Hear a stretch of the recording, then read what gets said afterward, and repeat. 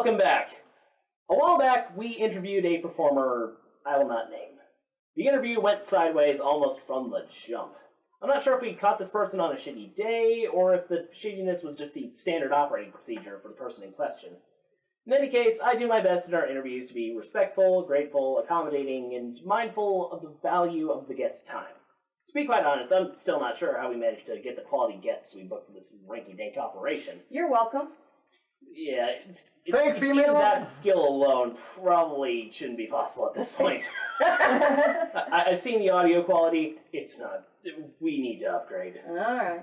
That's what the break's for. Yes, but you will definitely see what I mean with the guest for this episode. Trust me, we are fighting way outside our weight class on this one. Yeah, buddy. But I digress. I started this interview the way we always do. I made sure the guest understood the interview format. I let them know about the who, you, what to do, and why question before we press record. I make sure to be respectful of their time by asking them if they have a hard out. I tell them that I'll ask them about upcoming projects that they want to promote. And even when encouraged to do so by the guest, I rarely call them by their first names. It's just not how I was raised. You must have really nice parents. Yeah, I can never find those assholes. Anyway. The guest looked me up and down, and before I asked a single question, decided that I was the enemy. All this person saw was a 20-year-old cishet white-looking male from Texas. Suffice it to say, it went pretty downhill from there.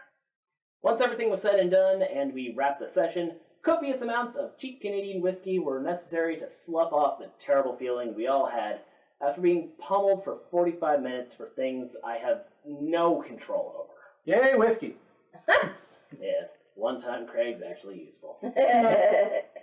Now, I want y'all to know that I am painfully aware of my privilege. Now, I can tell you stories about the ways my Judaism was used against me in my predominantly conservative Christian neighborhood. I could regale you with the difficulties of being statistically poor in an upper-middle-class area of Round Rock. I was on free lunches all the way through school. I received scholarships to go to Hebrew school and to participate in my high school's very and pretty overly expensive theater program. There were times that we relied on the local food bank for meals and Catholic charities to pay our electric and water bills.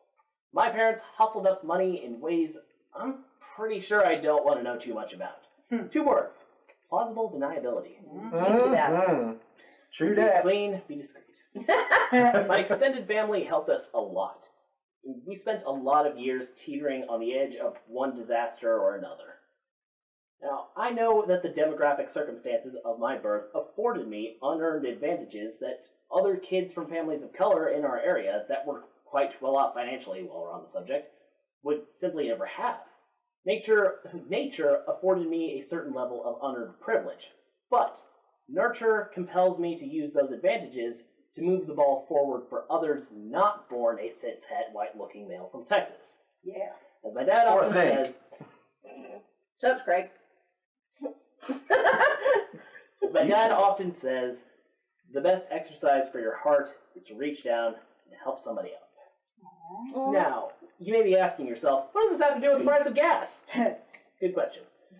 Right now, a whole lot of white people are dousing their pleated front dockers at the prospect of becoming a numerical minority in the U.S. You can almost understand why they're worried. I mean, they know how poorly they've treated minority groups for most of recorded human history. They are worried that a little karmic retribution appears to be on the horizon. As well as True that. So, here's the thing. A growing white supremacy movement has been seeping into the mainstream from the inky depths of social media.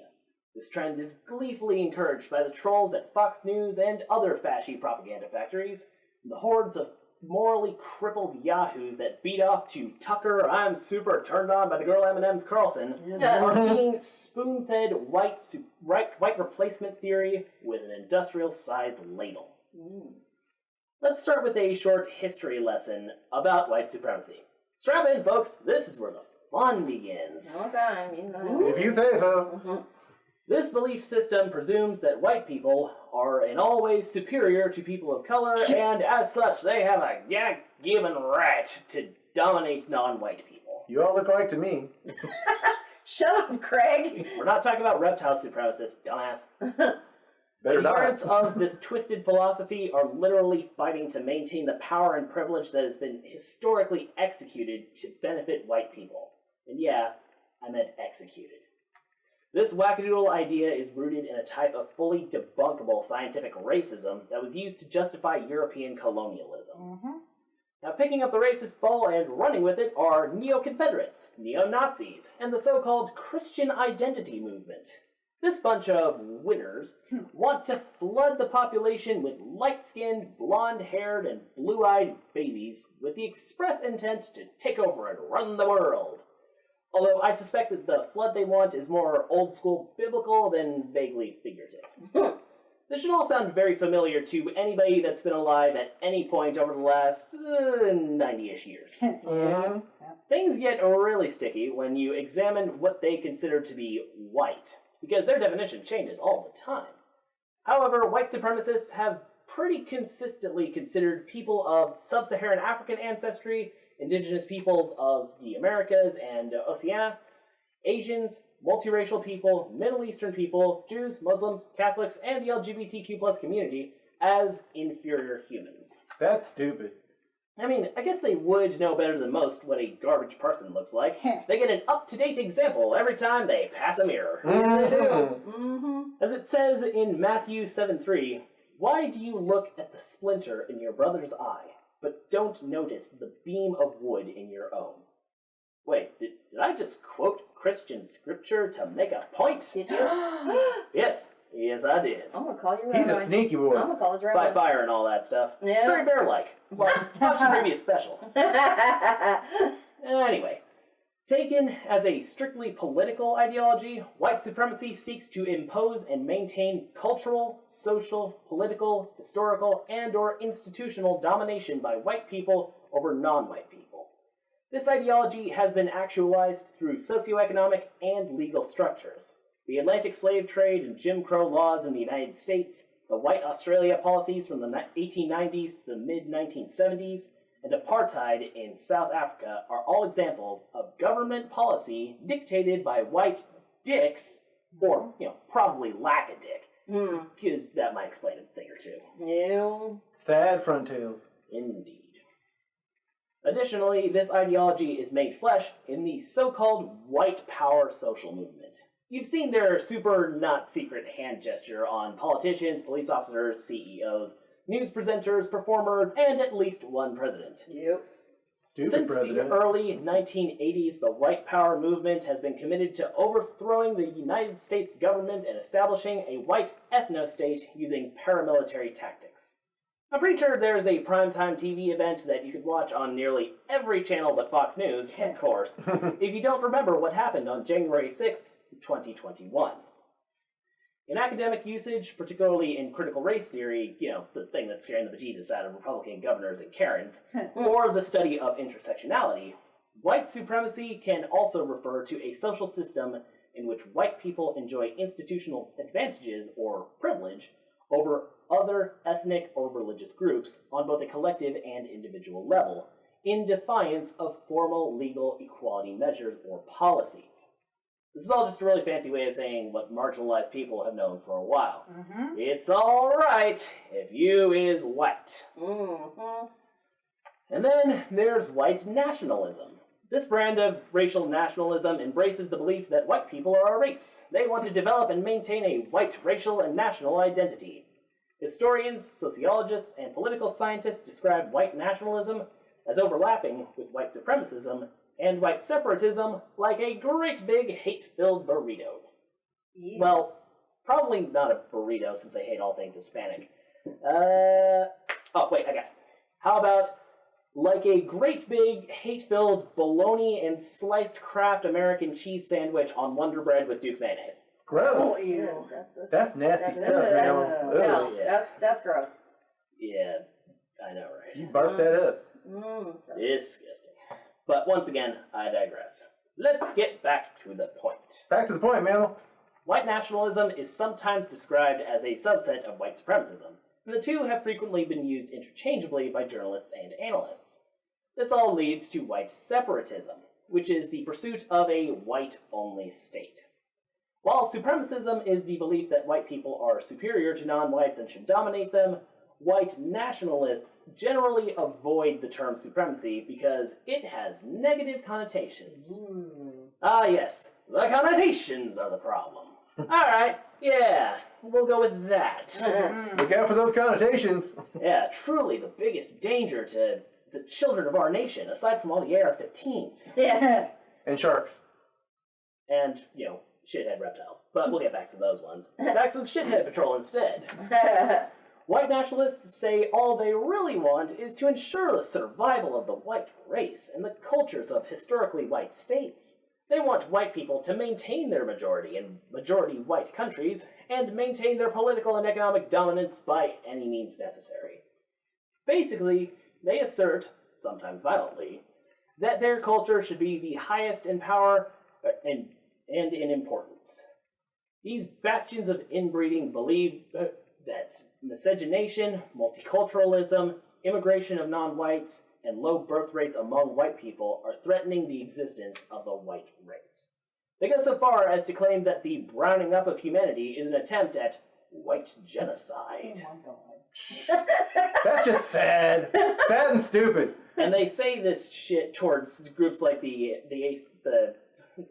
say this towards Jewish groups, like the Anti-Defamation League. It's like, oh, they're genociding whites. Like, really? Yeah. From them who have already faced this, like, a lot? Like, y'all write stories about it all a lot the of time. fucking nerd talking about Let me tell you about some genocide, son. Y'all justify policy based on stories that you genocided us on. Or even just used us as a practice round. Alright.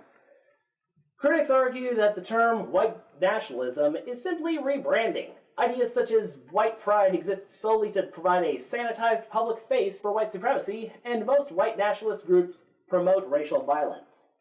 Luckily, these shitheels are fighting a losing battle. Yeah. Yeah. As we move forward as a species, a lot of things that they really hate are becoming the norm.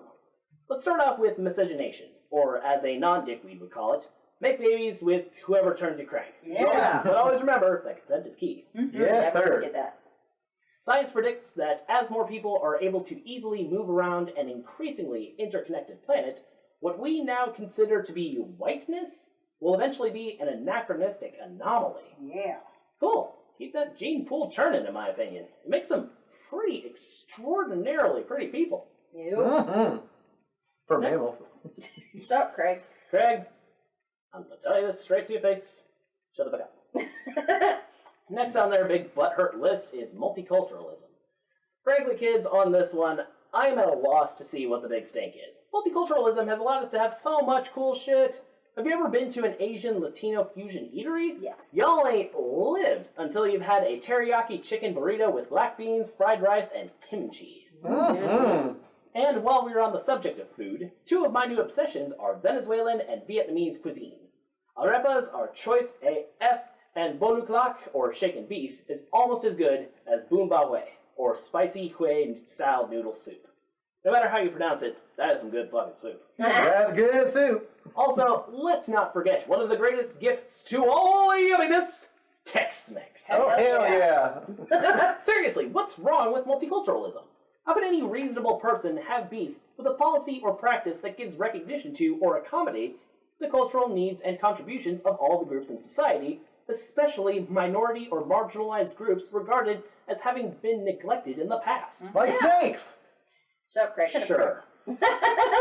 I don't know much about what an average mouth breather or gun humper is into, nor do I want to, if we're being honest.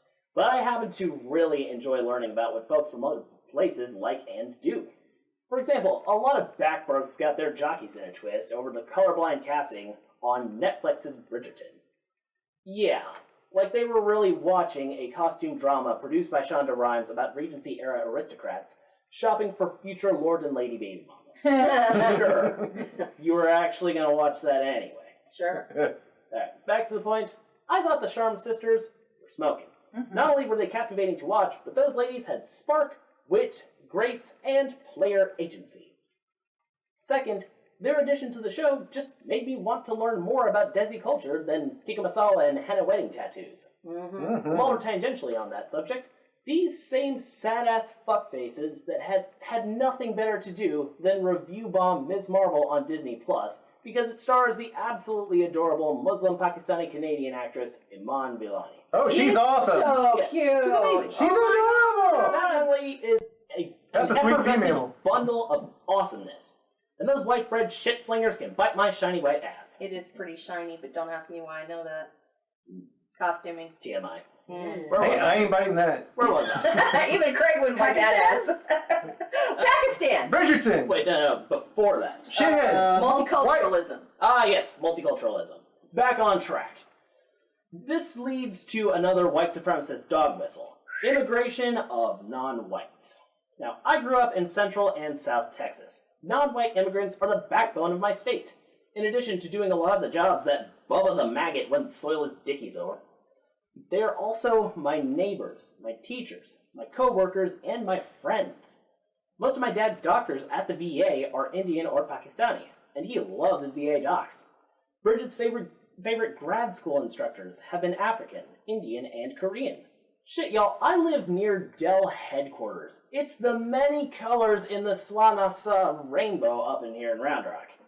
Now, Swan what, I hear you asking? Swan what? Swan what? Swanasa is a English language acronym referring to the Southwest Asia, North Africa, and South Asia region. Oh, I know those places. Education is never wasted, folks. It is on Keep Craig. learning and stay curious. Stay in school. Education's completely wasted on Craig. Yes, we have one counterexample. Anyway, the point is that Stay in non-white immigrants work their asses off. They add color and texture to the tapestry of our collective experiences. That's a nice looking Our tapestry. melting pot, if you will. Anyone who has a problem with that must be pretty damn insecure about their own contributions. He said the quiet part out loud. Tiny front tails. And while we're on the subject of insecurity and tiny front tails, the other load-bearing pillar of white supremacy is their concern with low birth rates among white women. To hear them talk, white women not having enough babies is threatening the very existence of the white race. I wonder if they ever stop to consider that maybe women just don't want to make babies with them. I mean, have you seen these dipshits? I wouldn't fuck them with Ted Cruz's useless dick. Or even one of those dildos he's trying to keep. Precisely. So, where does this leave us? What does it all mean? First, I think I could say without any hesitation or reservation that white supremacy as a belief system, a political ideology, and a lifestyle is absolute trash fit only for garbage humans. Yeah. Yes, sir. In our previous episode, we talked about the 50-year cycle of violence and how people are acting out on their collective grievances in very public ways. Your eyes are not deceiving you. These degenerates are getting louder and bolder. Their brazen disregard for simple human-like behavior is getting worse, dangerous even. If history plays out as it has in the past, these idiots will slither back under their rocks for another 50 years or so. If we get really lucky, they might not even come back out next time. Yeah. That would be heaven. That would be totes. Oh, but Xander, what power in the verse could possibly stop them? Tell us.